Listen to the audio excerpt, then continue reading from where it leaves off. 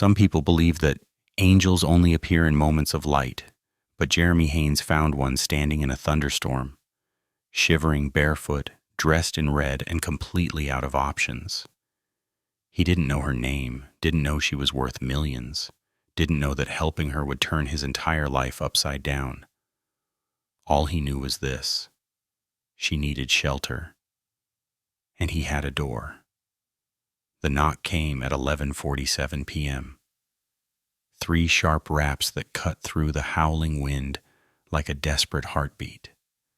Jeremy Haynes had just sunk into his armchair, every muscle in his body screaming for rest. 14 hours at the warehouse. 14 hours of loading pallets, hauling freight, and pretending his back wasn't one bad lift away from giving out completely.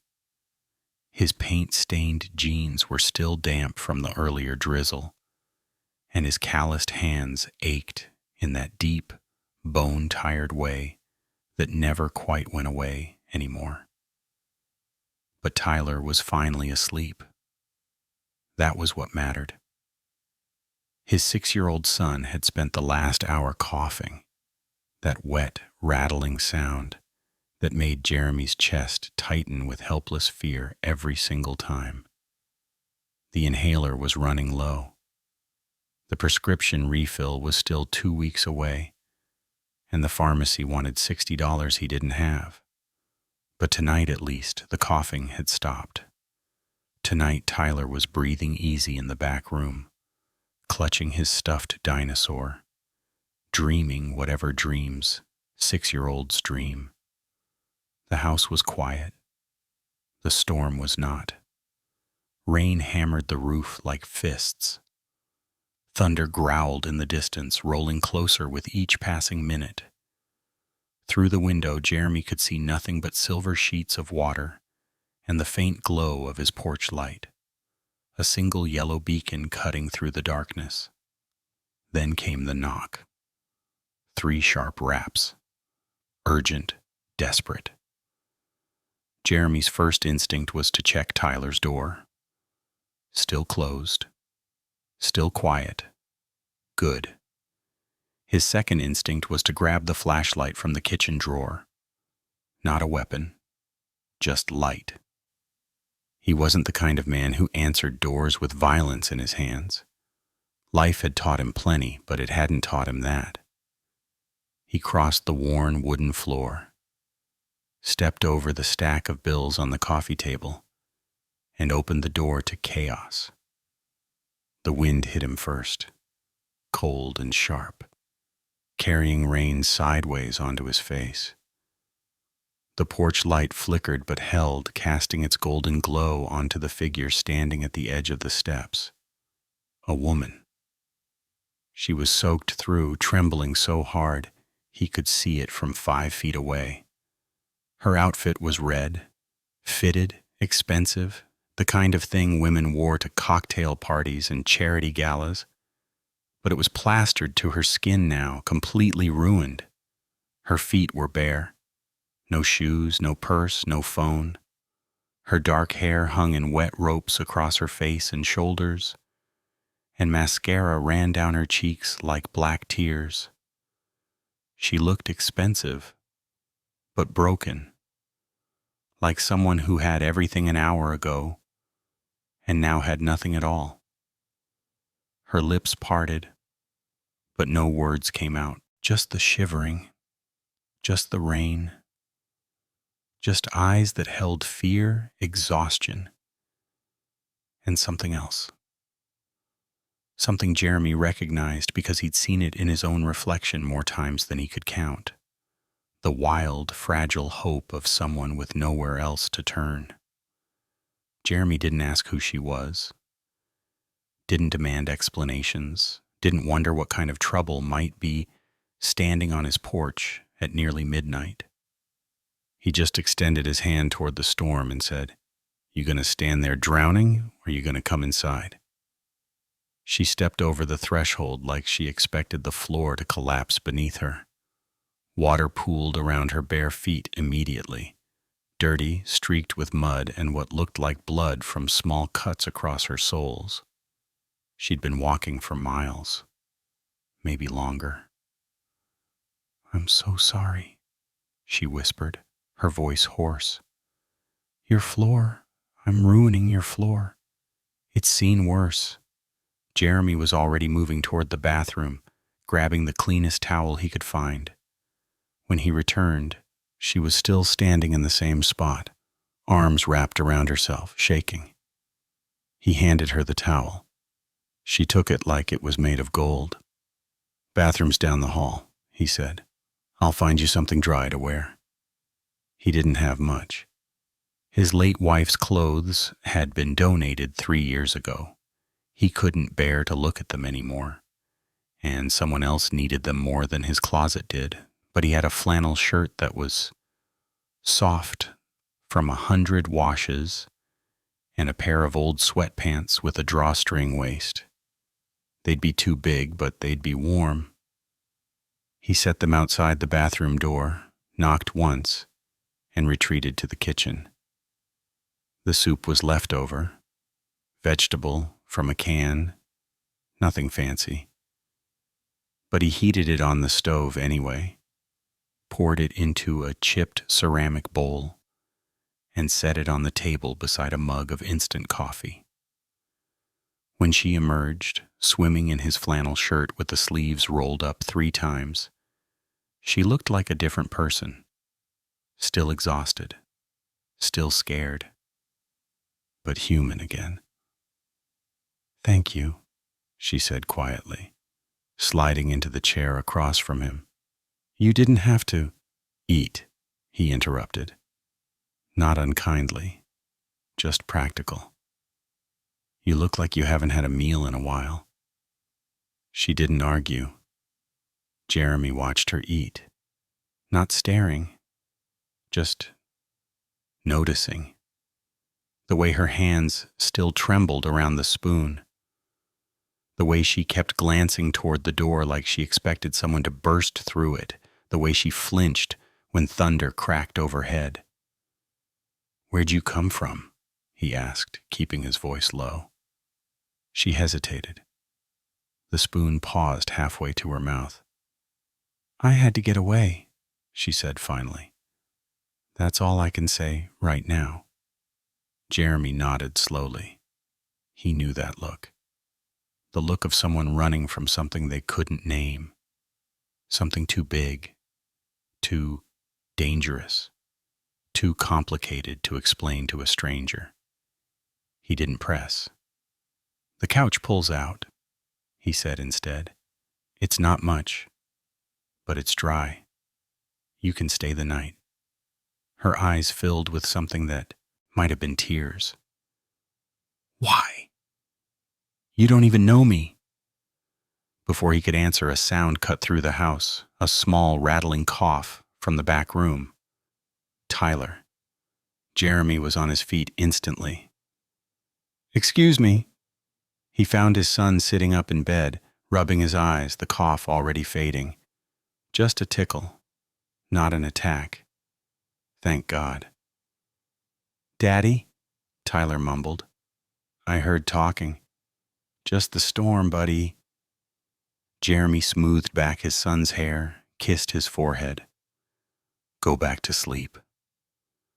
By the time Tyler's breathing had evened out again, Jeremy's heart had finally stopped racing. He returned to the kitchen to find Amber standing by the living room wall staring at a framed photograph. Jeremy, his wife, and baby Tyler. The last photo they'd taken together before the diagnosis. She didn't ask about it, didn't pry. She just turned to him with soft eyes and said, "He's lucky to have you." Jeremy's throat tightened. "I'm the lucky one." The storm didn't let up. If anything, it grew worse. Rain lashing the windows, thunder rolling so close, it rattled the picture frames on the walls. The power flickered twice, and Jeremy brought out candles without being asked. He set them on the coffee table, their small flames casting dancing shadows across the ceiling. Amber sat on the edge of the pull-out couch, wrapped in a blanket he'd retrieved from the hall closet. Jeremy sat in the armchair nearby, too wired to sleep, too cautious to leave a stranger alone in his home. But she didn't feel like a stranger anymore, not entirely. "Tell me about him," she said quietly. "Your son." So he did. He told her about Tyler's laugh, loud and uncontained, the kind of laugh that made everyone in the room smile, whether they wanted to or not. He told her about the asthma, the attacks that came without warning, the inhalers that cost more than groceries. He told her about the double shifts, the 3 jobs he'd cycled through in the past year, the constant math of deciding which bills could wait another month. She listened, without pity, without judgment, just listened. "I used to think money solved everything," she said when he finished. Her voice was barely a whisper. "Then I learned it just makes the problems bigger." Jeremy almost laughed. Problems are problems. Having money just means you can afford better distractions. She looked at him then, really looked, and something in her expression shifted. A crack in the armor, the faintest hint of a smile. "That's the smartest thing anyone said to me in a long time." They talked until the candles burned low. Not about her past. She wasn't ready for that, and he didn't push. Just about small things. Favorite foods. Terrible movies. The way thunderstorms sounded different in the country than in the city.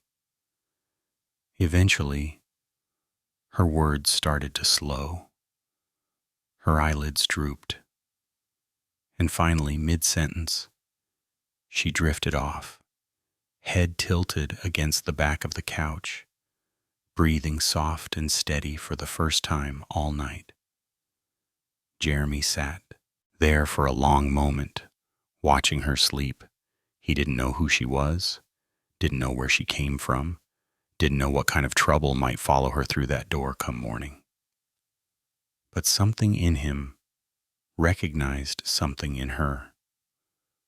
A person in need. A soul that had been running so long she'd forgotten what it felt like to rest. He pulled the blanket higher around her shoulders, turned off the last candle, and settled back into the armchair. Outside, the storm raged on.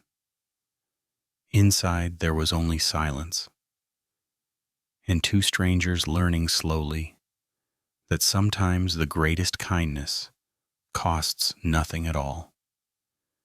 Jeremy didn't know it yet, but the woman asleep on his second-hand couch was about to turn his entire world inside out. Jeremy woke to pale sunlight streaming through rain-streaked windows, the kind of fragile morning light that made everything feel washed clean. The storm had passed. For a moment, he forgot about the stranger on his couch, forgot about the knock in the night, forgot about everything except the smell of coffee he hadn't made yet, and the soft sound of Tyler's breathing from the next room. Then he heard laughter. Not Tyler's usual morning grumbling or the shuffle of small feet looking for breakfast. Actual laughter, bright and surprised, coming from the living room. Jeremy padded down the hall, still in his worn t-shirt and sweatpants, and stopped in the doorway. Tyler was sitting cross-legged on the floor in front of the pull-out couch, his stuffed dinosaur clutched in one hand, chattering away at a mile a minute. And Amber, still wearing Jeremy's oversized flannel shirt, her dark hair loose around her shoulders, was sitting across from him, nodding seriously at whatever 6-year-old wisdom Tyler was sharing. And then the T-Rex goes "Ray-you-are," Tyler demonstrated, making his dinosaur attack an invisible enemy. But the Triceratops has horns, so he's not scared. "That's very brave of him," Amber said. And there was something in her voice that made Jeremy's chest tighten, something genuine, something warm. Tyler looked up and spotted his father. "Daddy, your friend is awake. She likes dinosaurs. Does she now?" Jeremy leaned against the doorframe, coffee forgotten. "I do," Amber confirmed, meeting his eyes with a small smile. "I was just getting a very thorough education on Cretaceous period survival strategies." "He's an expert," Jeremy agreed. For a moment, everything felt impossibly normal, like this was just another Saturday morning, like this woman had always been here, folding into the fabric of their small, struggling life as naturally as breathing. Tyler tugged at Amber's sleeve. "Are you Daddy's friend? Did you get caught in the rain? Do you want toast?" "Daddy makes the best toast. He puts extra butter." Amber answered each question with patience and warmth. Yes, and that sounds wonderful," while Jeremy retreated to the kitchen to start breakfast. He flipped on the small TV mounted above the counter, more out of habit than intention, background noise while he cooked. The weather report would tell him if more storms were coming, but it wasn't the weather that came on, it was the news. And Jeremy froze, coffee mug halfway to his lips, as a familiar face filled the screen.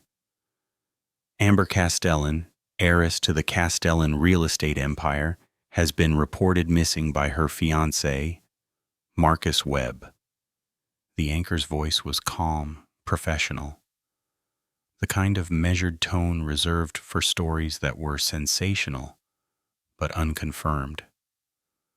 The photo on the screen showed a woman Jeremy barely recognized. Polished hair, perfect makeup, designer dress. She looked like she belonged on the cover of a magazine, not on a second-hand couch in his living room. But it was her. The same dark eyes, the same elegant cheekbones, the same woman who was currently helping his son sound out words from a picture book in the next room. Webb reported Castellan missing late last night, stating that she had been exhibiting erratic behavior in recent weeks. Sources close to the family suggest she may be experiencing a mental health crisis. A reward of $50,000 is being offered for information leading to her safe return. Jeremy's hand trembled slightly as he set down the mug. $50,000.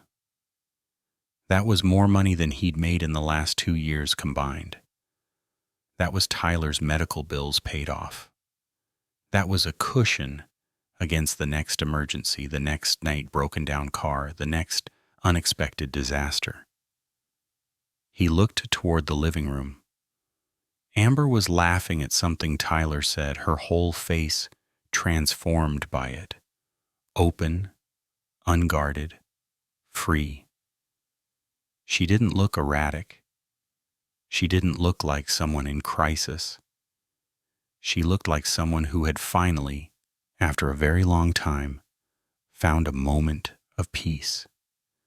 The narrative on the screen didn't match the reality in his home.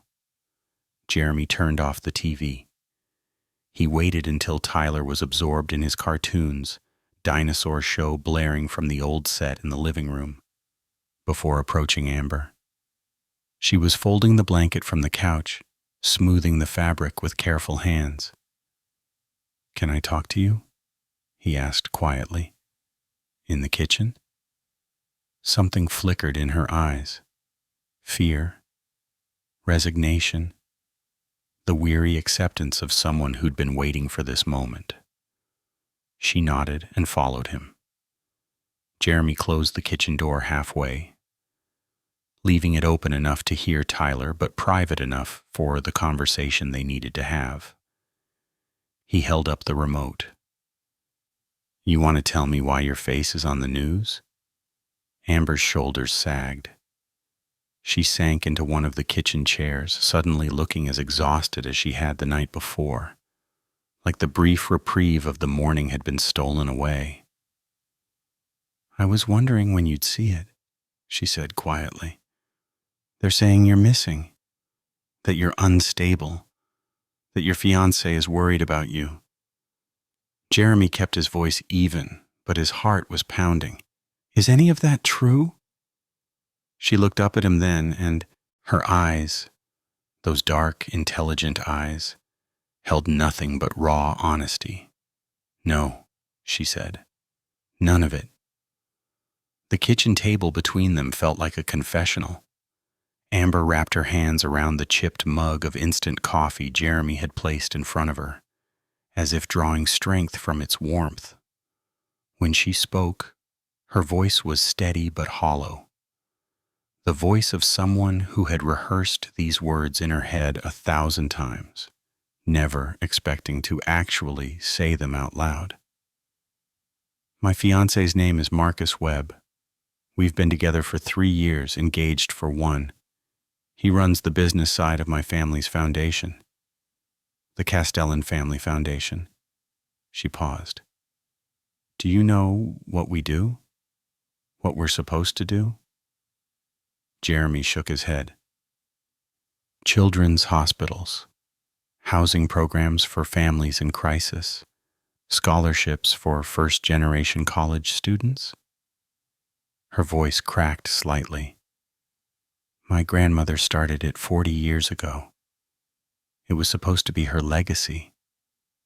My legacy." "What happened?" Amber's grip tightened on the mug. 6 months ago, I found discrepancies in the financial reports. Small things at first. Line items that didn't add up, donations that never seemed to reach their destinations. I thought it was accounting errors. I started digging." She looked up at Jeremy, and he saw the moment the walls came down completely. "Marcus has been embezzling from the foundation for 3 years. Him and my cousin David.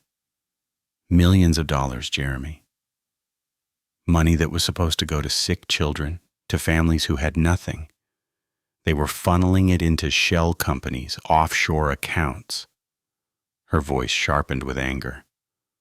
"When I confronted Marcus, he didn't even deny it. He just smiled and told me no one would ever believe me over him." "Why not?"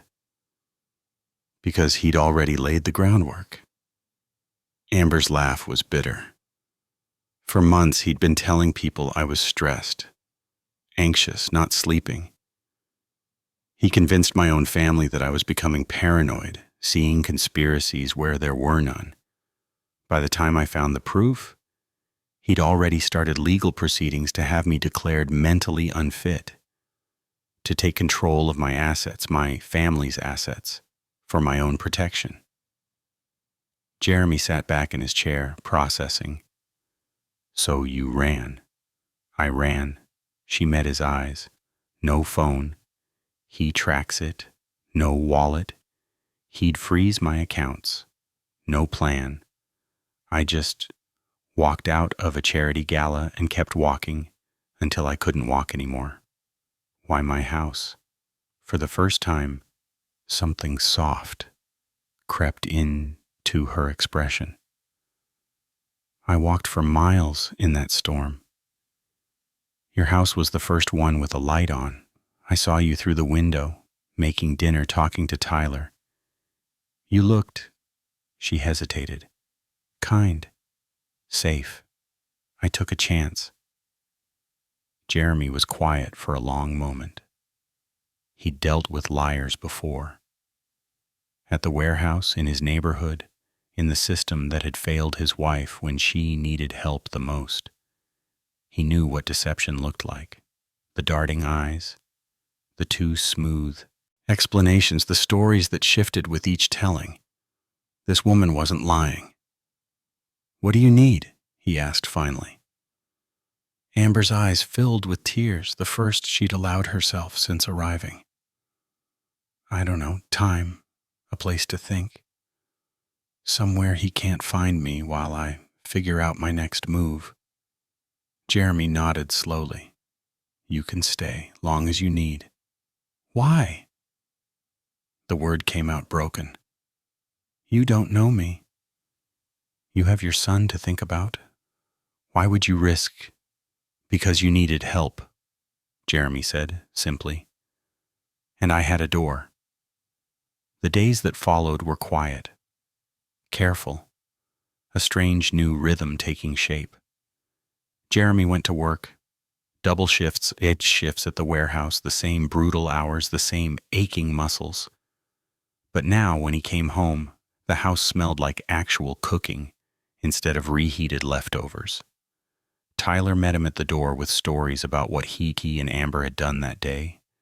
She helped with homework. She read bedtime stories. She learned the name of every dinosaur in Tyler's collection. Late at night, after Tyler was asleep, Jeremy and Amber would sit on the porch, watching the stars emerge through the gaps in the clouds. She asked about his wife. He told her, haltingly at first, then more easily. 3 years gone. Cancer. The diagnosis had come fast. The end had come faster. "I'm sorry," she said softly. "Me too." Jeremy stared at the darkness. "Some days I forget. Some days it feels like yesterday. Tyler looks more like her every year."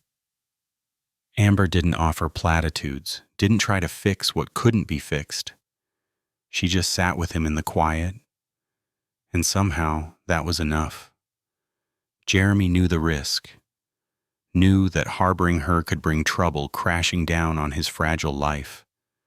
But he'd made his choice. Some things were worth protecting. The black Mercedes looked obscene, parked in front of Jeremy's modest home. It rolled up on a Tuesday afternoon, sleek and gleaming, so out of place on this quiet street that neighbors actually stopped to stare. Jeremy was just getting home from an early shift when he saw it, and the man stepping out of the driver's side. Marcus Webb was everything Jeremy expected and hated immediately.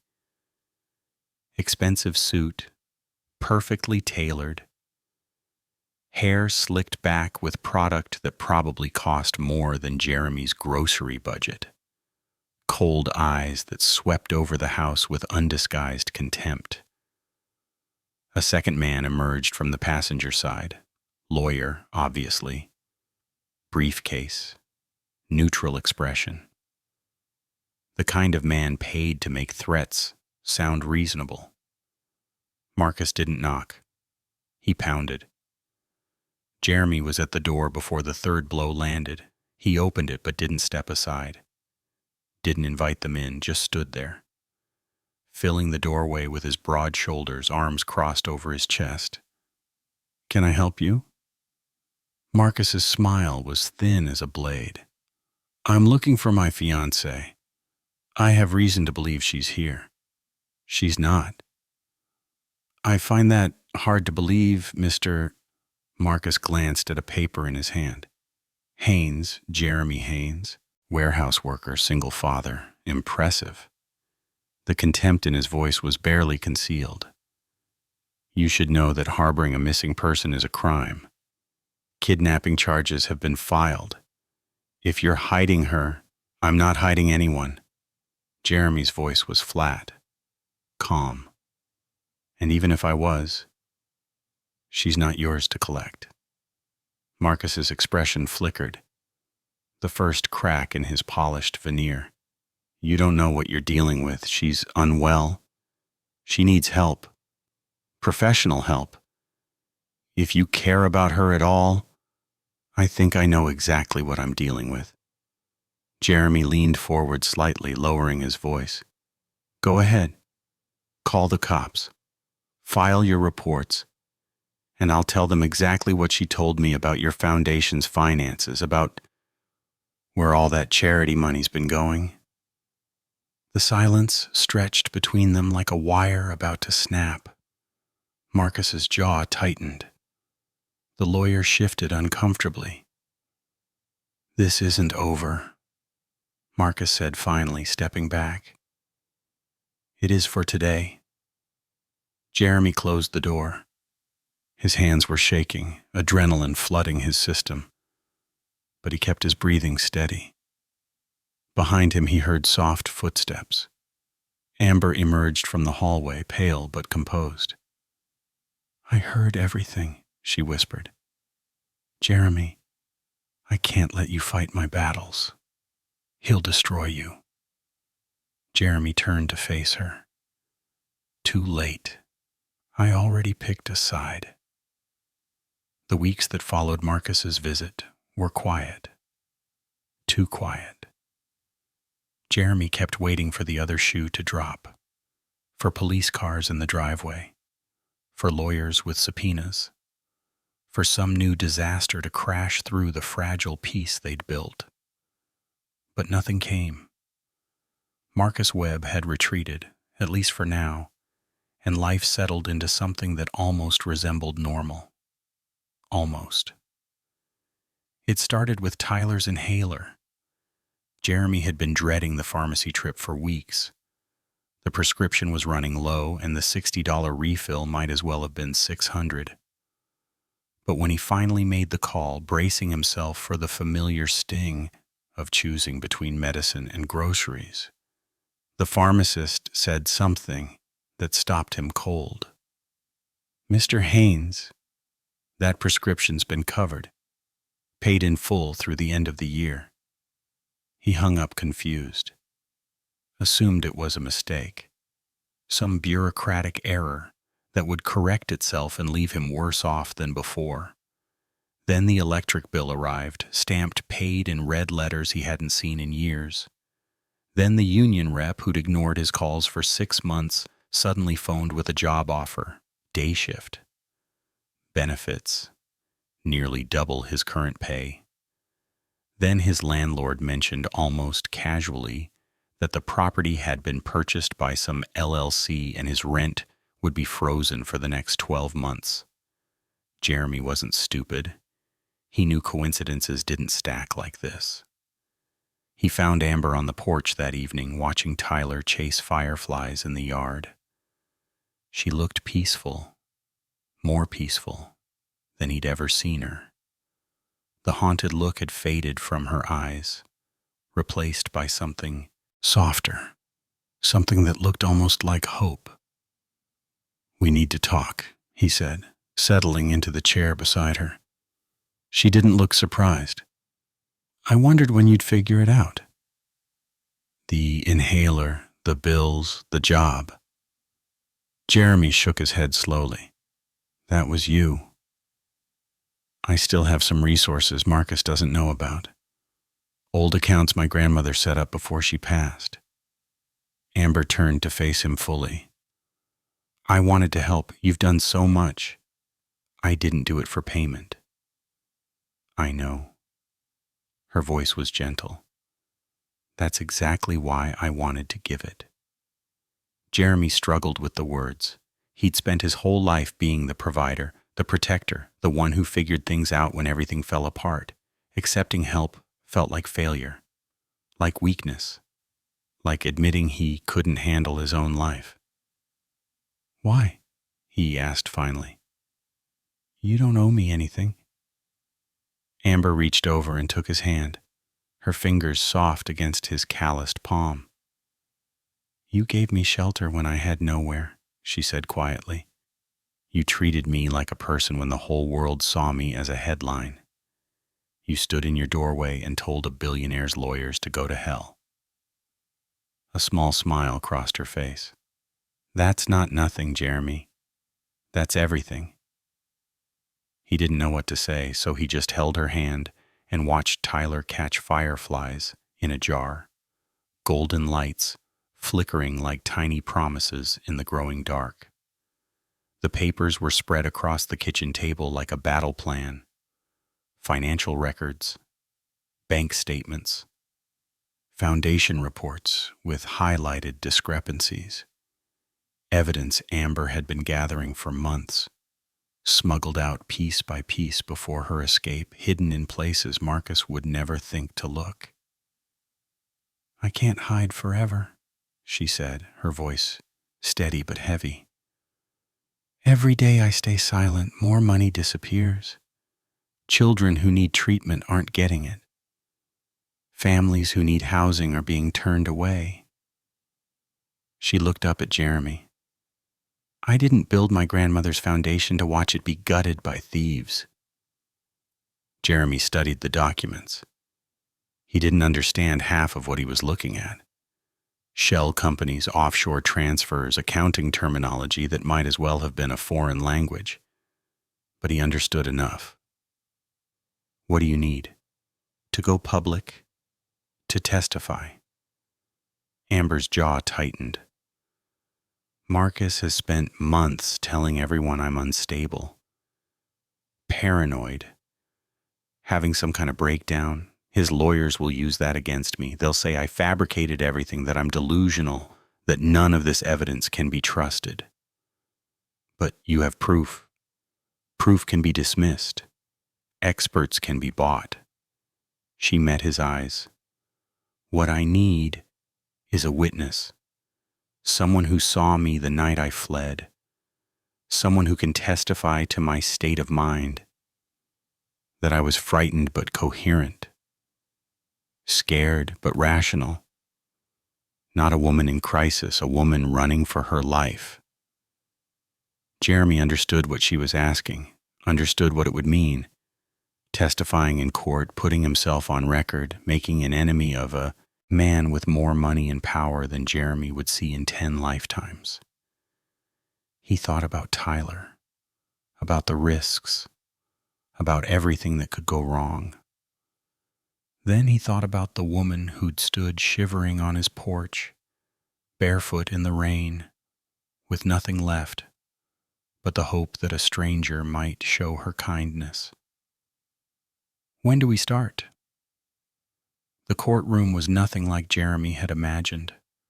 Marble floors, mahogany panels, chandeliers that probably cost more than his house. Every surface gleamed with the kind of wealth that made people like him feel small, insignificant, out of place. But Jeremy had faced worse than fancy architecture.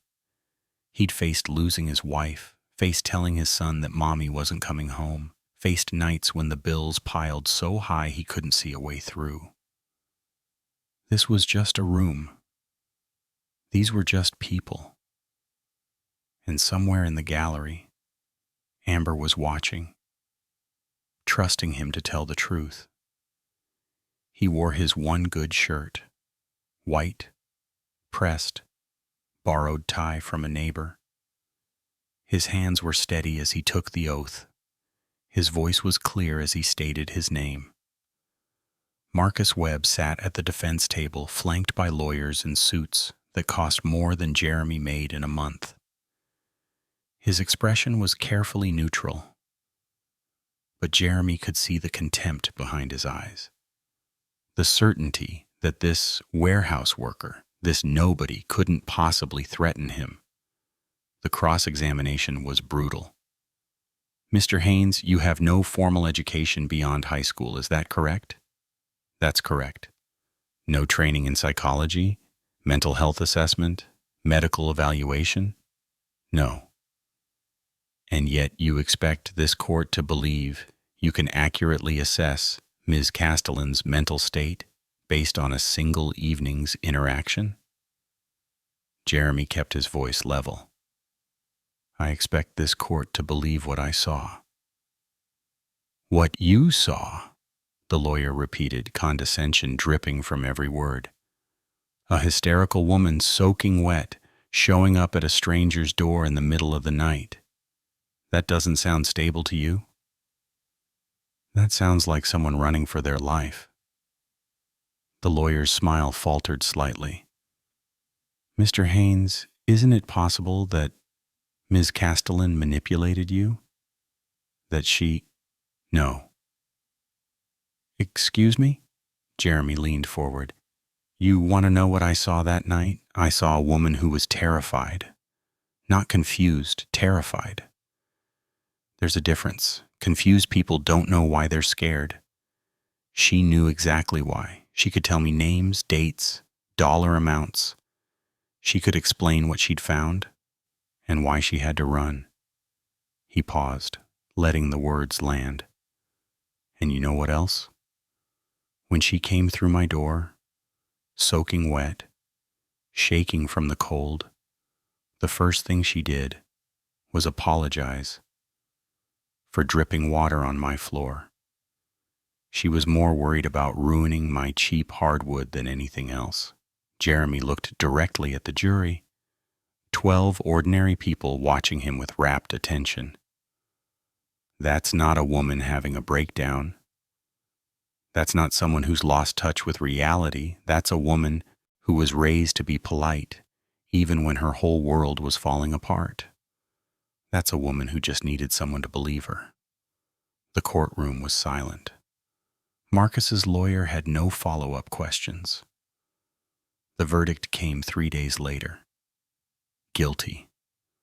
Marcus Webb and David Castellan, Amber's cousin, convicted on all counts: embezzlement, fraud, conspiracy.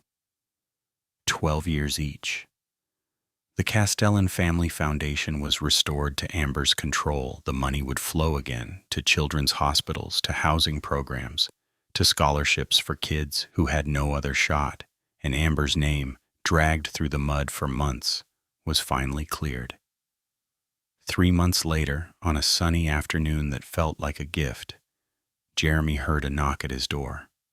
Same porch, same doorway. No rain this time, just golden light streaming through the trees and the sound of Tyler laughing somewhere in the backyard, chasing butterflies with his dinosaur clutched in one hand. Jeremy opened the door. Amber stood there, looking nothing like the woman who'd stumbled onto his porch that stormy night. Her hair was loose around her shoulders, shining in the sunlight. Her clothes were simple: jeans, a soft blouse, comfortable shoes. She looked healthy, rested, whole. In one hand she held a stuffed triceratops with a bright blue bow. In the other, a folder. "Hi," she said. "Hi yourself." She held out the folder. "This is a job offer. The foundation is restructuring, and we need someone to manage community outreach. Local programs, family assistance, the kind of work that actually changes lives." She paused. "It pays well, full benefits. It would cover Tyler's medical needs for life." Jeremy took the folder, but he didn't open it. He was watching her face, the nervousness there, the hope she was trying to hide. "Is that why you came?" Amber's composure cracked just a little. "No, I came because..." She took a breath. "I was wondering if maybe that couch was still available. Not to sleep on, just to sit and talk. If you're okay with that." Jeremy felt something shift in his chest. Something that had been closed for 3 years, locked away behind grief and exhaustion and the daily grind of survival. He opened the door wider. "I think we can do better than the couch," he said. "Tyler's been asking about you." As if summoned, Tyler came barreling around the corner of the house, grass-stained and grinning. "Amber!" He launched himself at her, arms outstretched. "Did you bring me a dinosaur?" She laughed, a real laugh, full and free, and scooped him up, triceratops and all. "I brought you the best dinosaur. He has armor and horns." Tyler's eyes went wide with wonder. Jeremy watched them together. his son, this woman, the life he never expected. And for the first time in years, he let himself believe that maybe the hard part was finally over. That evening, the three of them sat on the porch, watching the sun sink below the horizon. Tyler was wedged between them, clutching his new triceratops, fighting sleep and losing. Amber leaned against Jeremy's shoulder, her warmth steady and real beside him. The sky turned gold, then pink, then deep purple, and the first stars began to appear. Jeremy thought about the night it all started. A knock in the storm, a woman in red, a choice made in an instant, without calculation, without expectation of return. He'd had nothing to offer except shelter, a dry couch, warm soup, the simple willingness to help. It turned out to be everything she needed. "You know," Amber said softly, "I spent my whole life in mansions. Marble floors, crystal chandeliers, rooms bigger than this whole house." She paused. "But this is the first place that ever felt like home." Jeremy didn't say anything. He just took her hand, calloused fingers intertwining with hers, and watched the stars emerge one by one, like promises finally kept. Tyler mumbled something about dinosaurs and drifted off completely, his small body warm and trusting between them. Sometimes the poorest hands offer the richest shelter. And sometimes the storms that break us are the same ones that lead us exactly where we need to be. If this story touched your heart, please like, comment, and share. Because kindness matters.